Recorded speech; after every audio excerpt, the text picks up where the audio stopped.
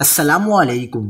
कराची के समंदर से ये क्या निकला, माहीगीरों को लाखों रुपए मालियत की हीरा मछली हाथ लग गई।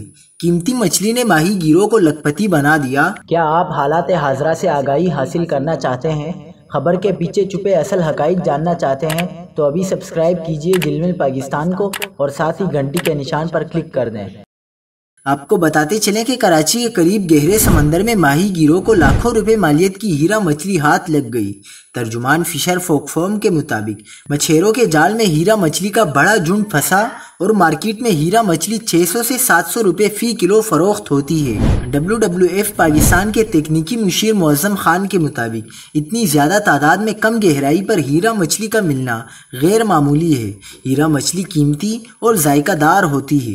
कीमती मछलियों का बड़ा झुंड पकड़ने पर माहीगीर रातों रात मालामाल हो गए। याद रहे कि इससे कबल भी माहीगीरों के जाल में बड़ी तादाद में इंतहाई महंगी मछली लगने के वाक़यात सामने आ चुके हैं।